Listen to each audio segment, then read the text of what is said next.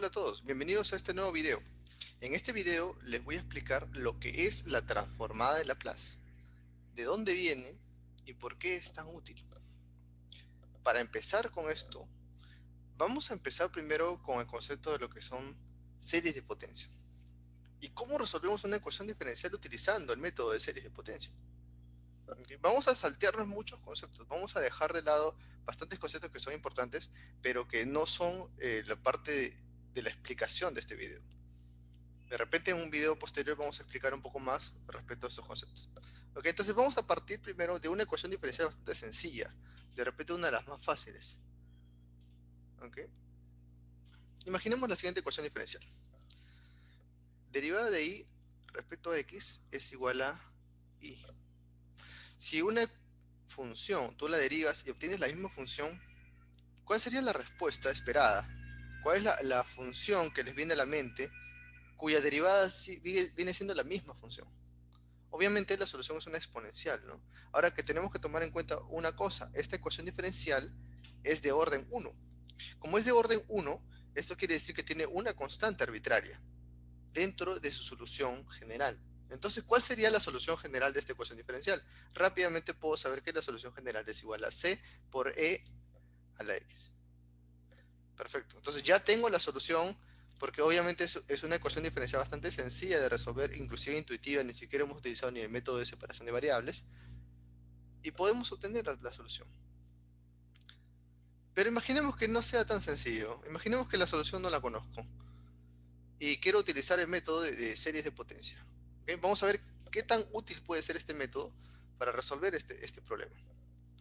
¿Qué es lo que tenemos que hacer según el método? El método nos dice la siguiente hipótesis. Primero, la hipótesis nos dice que la solución es una función que puede ser expresada por una serie de potencias.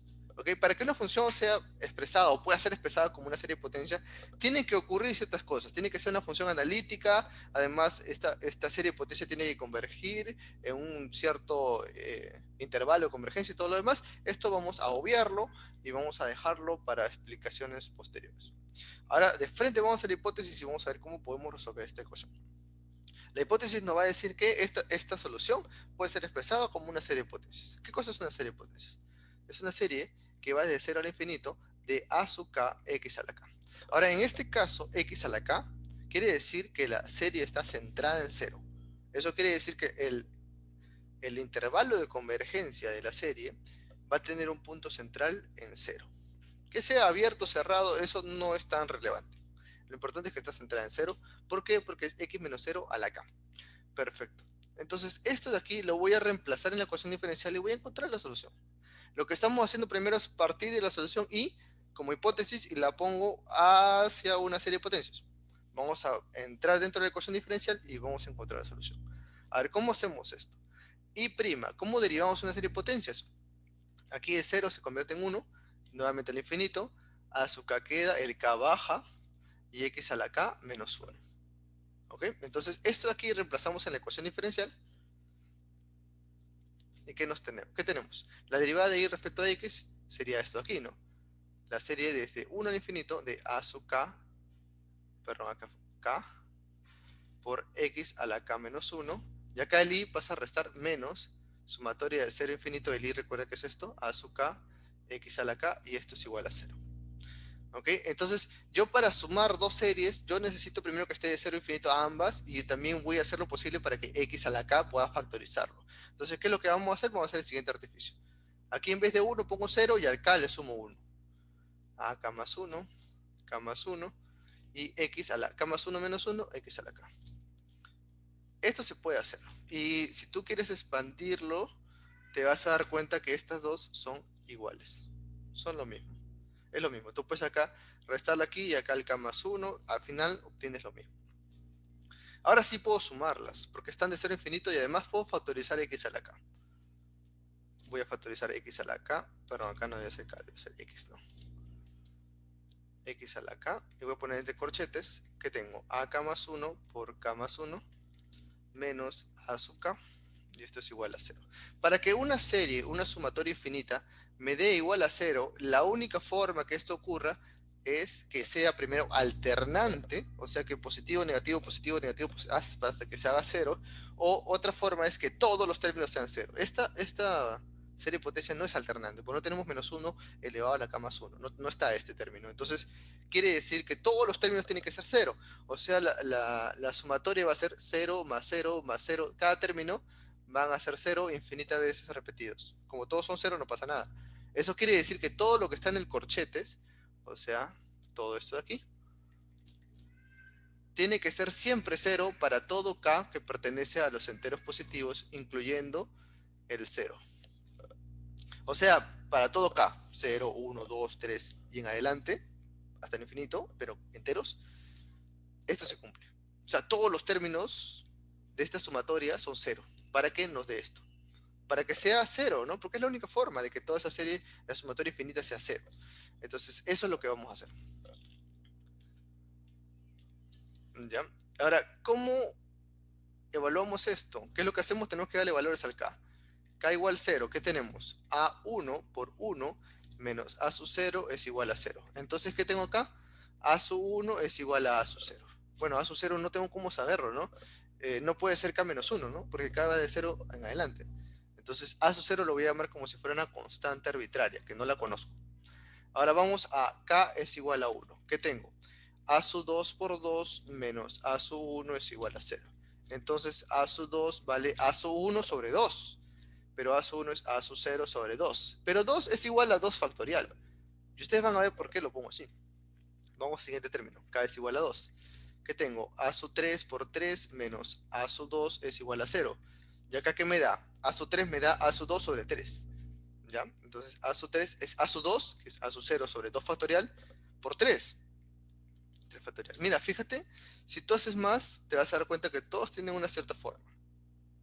Es A sub K es igual a A sub 0 sobre K factorial. Para todo K perteneciente a los enteros positivos. Esta es una fórmula de recurrencia que nos dice que para cada valor de K ya tengo un valor conocido de la constante. Ahora vamos a la hipótesis. Nosotros que habíamos dicho nuestra hipótesis. Habíamos dicho esto. Esto era nuestra hipótesis con lo que empezamos.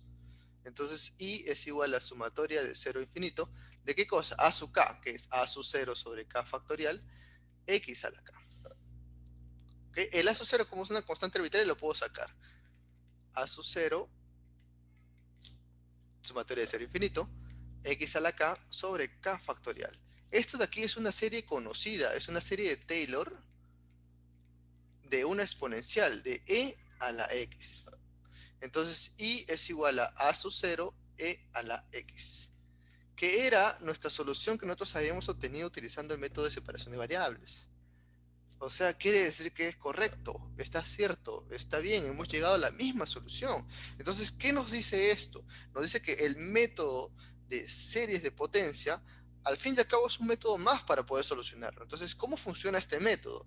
Primero, llegamos a una hipótesis, estamos en la función y, la vamos a transformar en una serie infinita de términos discretos, de muchos términos discretos, donde k va de 0 al infinito. ¿Ok? Centrada en un punto, en este caso centrada en 0. Entonces, partimos de una hipótesis que I es una serie de potencias, resolvemos utilizando series de potencia, derivando las veces que sea necesario, sumando, llegando a fórmula de recurrencia y llegamos a una serie final. Ahora, esa serie final tiene la forma de una exponencial. Entonces, ¿qué es lo que hemos hecho? Primero I a series de potencia. Y luego resolver serie de potencia, regresamos. Entonces, vamos a resumir esto. Vamos a resumir este método. ¿Qué es lo que hemos hecho? Hemos hecho del I, hemos pasado a una serie de potencias. ¿Ok? Y luego esta serie de potencias hemos resuelto a otra serie, ¿no? ¿Qué cosa era la serie? Era X a la K sobre K factorial.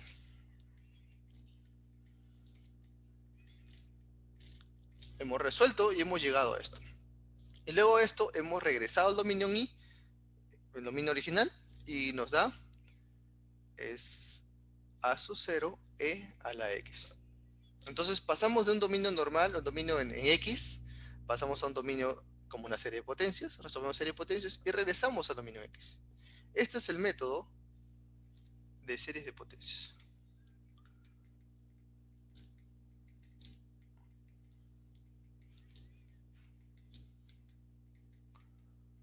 Y así es como funciona. Ahora vamos a la parte más importante. Prestemos atención cómo esto podemos hacer una analogía y poder, en vez de utilizar series, utilizar transformaciones integrales. Entonces, en vez de series, que son discretas, son términos discretos, vamos a utilizar un dominio continuo. Un dominio continuo. Entonces, una serie que tiene una sumatoria de infinitos términos discretos, lo vamos a convertir en una integral. Que era muy parecido a lo que pasaba con la suma de Riemann. En la suma de Riemann teníamos varios términos como sumatorias de varias áreas de rectángulo, ¿cierto? Y estas áreas de rectángulo, al trabajar en un dominio ya no discreto, sino continuo, ya se convertían en una integral. Entonces, eso es lo que vamos a hacer ahora. Vamos a trabajar en un dominio ya no discreto como series de potencia, sino un dominio continuo. ¿Cómo funciona esto? Vamos, hemos llegado a lo siguiente.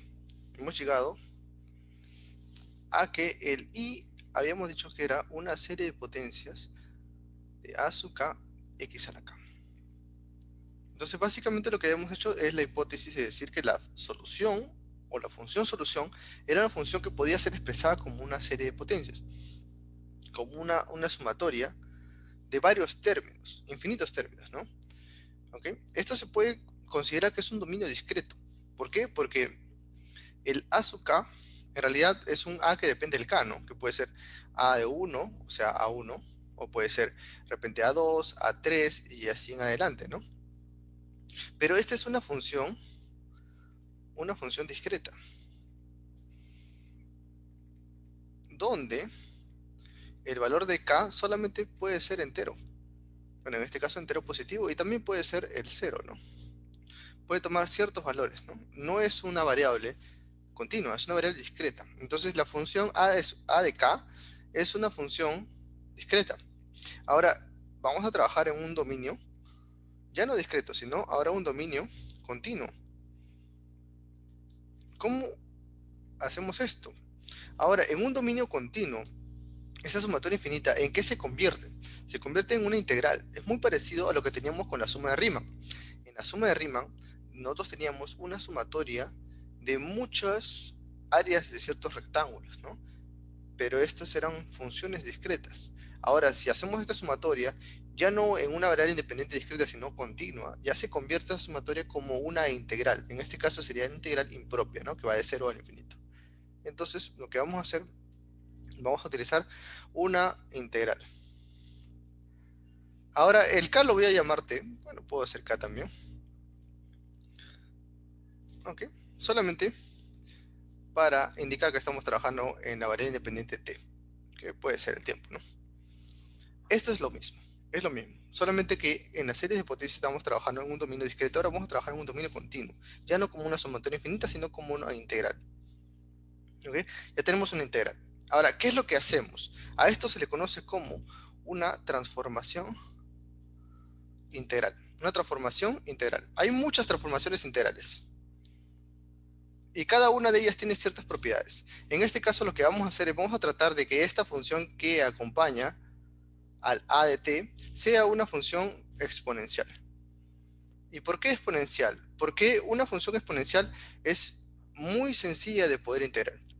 Al colocar una función exponencial multiplicada por otra función, hacer la integración por partes, al integrar o derivar es muy sencillo. Por eso que nosotros vamos a hacer un artificio y vamos a hacer un cierto cambio de variable de tal manera que aquí aparezca una exponencial. ¿Ok? Entonces, vamos a eso. Vamos a eso. ¿Cómo hacemos de que esto sea algo exponencial? ¿Qué es lo que vamos a hacer? Vamos a hacer el siguiente artificio. Vamos a hacer el artificio que x es igual a e a la logaritmo natural de x. ¿Ok? Partimos que es lo mismo, ¿no? Partimos que es lo mismo. Entonces, x a la t, ¿qué cosa sería? E a la logaritmo natural de x, esto elevado a la t. Perfecto. No hemos hecho absolutamente nada. Ahora, ¿qué es lo que vamos a hacer? Vamos a hacer un cambio de variable. ¿Ok? Vamos a hacer un cambio de variable de tal manera que este logaritmo natural se convierta en algo más, en otra variable, para que no sea algo tan feo como esto. Entonces, ¿qué es lo que vamos a hacer? Primero, antes de eso, tenemos que restringir los valores del x de tal manera que esta integral converja. ¿Okay? Para asegurar la convergencia, vamos a asegurar que esta integral impropia sea convergente. Para asegurar dicha convergencia, ¿qué es lo que tenemos que hacer? Lo vamos a restringir al valor de x que esté entre 0 y 1. ¿Ok? Como queremos hacer un cambio de variable, lo que me importa no es solamente el x, sino es el logaritmo natural de x. Ahora, el logaritmo natural de x va a estar entre menos infinito y 0. Ahora voy a hacer un cambio de variable de tal manera que esa nueva variable esté igual entre 0 e infinito para que esto no cambie, para que la integral no cambie en sus límites de integración. Entonces, ¿qué valor se me ocurre? Se me ocurre como menos esto, ¿no? Voy a hacer que el logaritmo natural de x sea igual a menos s. ¿Por qué menos s? De tal manera que el s va a estar entre 0 e infinito. ¿Ok? Entonces, regresamos a la integración. Regresamos a la integración que tenemos. La integral de 0 a infinito a de t, x elevado a la t, que es e al logaritmo natural de x, esto a la t. Pero el logaritmo natural de x es menos s. Y esto elevado a la t. ¿Ok? O en otras palabras, a de t aquí, e a la menos st de t. Ven que se está pareciendo mucho ya a la transforma de Laplace, ¿no? Pero esto de aquí es una nueva función a mayúscula. Pero ahora, este a mayúscula, ¿en qué dominio va a estar? ¿Va a estar en x, en t? ¿En qué dominio va a estar? A ver, vamos a evaluar esta integral que está aquí. Ahora, el t es la variable que va a desaparecer, porque estamos integrando definidamente entre 0 e infinito. Entonces el t va a ser evaluado, va a desaparecer. ¿Qué es lo único que me queda? La única variable es el s. Entonces, ¿qué es lo que estamos haciendo con esta integral? Básicamente lo que estamos haciendo es pasar de un dominio t, que era la función original a de t, pasar a un dominio t y la vamos a transformar en una función nueva a mayúscula, pero en otro dominio s. ¿Y qué cosa es ese dominio s? Es un artificio al fin y al cabo. Ese dominio s, al fin y al cabo, lo que estamos haciendo es pasar de un dominio a otro para poder trabajar en ese dominio y luego vamos a regresar a lo mismo. Eso es lo que vamos a hacer. Y a esto se le va a conocer como transforma de Laplace. Entonces, lo que hacíamos originalmente o en el método de series de potencia básicamente era lo siguiente. Entonces teníamos una función y la vamos a pasar a una serie de potencias de 0 a infinito. Luego aquí vamos a resolver en ese dominio discreto, porque es un dominio discreto al fin y al cabo, resolvemos y luego regresamos al dominio original. ¿Sí? Esto era lo que nosotros teníamos en las series de potencia.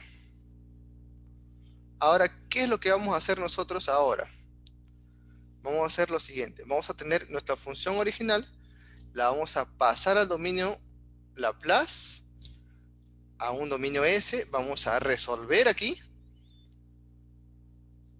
y luego vamos a regresar al dominio original. ¿Cuál es el dominio original? El tiempo, ¿no? Entonces de t a s resolvemos y regresamos. ¿Y cómo regresamos? Con un Laplace inverso. Esto es el método de la transforma de Laplace. Muy parecido al método de series de potencia.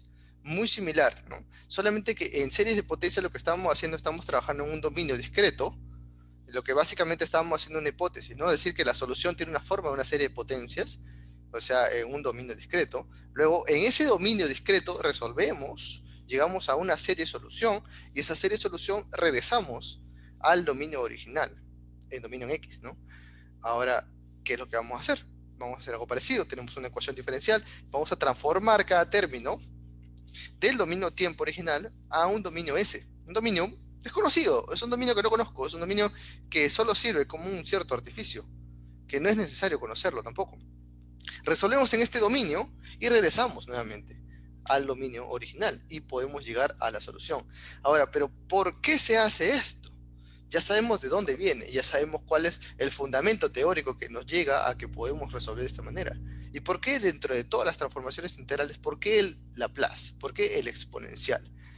Porque este exponencial tiene unas propiedades que son muy, muy útiles a la hora de resolver ecuaciones diferenciales. Por ejemplo, cuando tenemos ecuaciones diferenciales de órdenes superiores, el orden se reduce aplicando Laplace. Y esa es una propiedad de la transformación de Laplace, que el orden se reduce y se convierte en una ecuación simple de lo que era una ecuación diferencial de orden superior se convierte en una ecuación simple y sencilla, un sistema lineal de ecuaciones. Resuelves este sistema lineal y con tablas puedes reconocer y puedes regresar al dominio original y resolver la ecuación diferencial. Es algo tan impresionante, tan poderoso y tan sencillo como esto. Ahora, el fundamento de cómo a alguien se le puede ocurrir esto es realmente impresionante, ¿no? Y lo que podemos hacer, el poder que tiene esto, es impresionante. No se tienen idea ustedes hasta que empecemos a resolver y nos demos cuenta que hay muchos problemas de ecuaciones diferenciales que no son muy triviales, que tenemos que utilizar métodos que de repente son un poco complicados. Series potencias se vuelve un método bien engorroso, bien complicado, bien tedioso. También podemos utilizar reducción de orden, el browskiano, podemos utilizar... Hay muchos métodos, ¿no? Hay muchos métodos. Es más aún cuando los coeficientes son variables, no cuando los coeficientes son constantes, que es mucho más sencillo. Podemos utilizar métodos de coeficientes determinados, operadores inversos, o sea, muchos métodos cuando los coeficientes son constantes. Pero si los coeficientes son variables, necesitamos por lo menos una de las soluciones, ¿no? Para utilizar la fórmula de Lambert y todo esto, ¿no? Pero con el plus, esto se vuelve mucho, mucho más sencillo. ¿Ok? Entonces, espero que les haya gustado. Y nos vemos en un siguiente video cuando empecemos a resolver ecuaciones diferenciales utilizando este método que ya les he explicado ahora.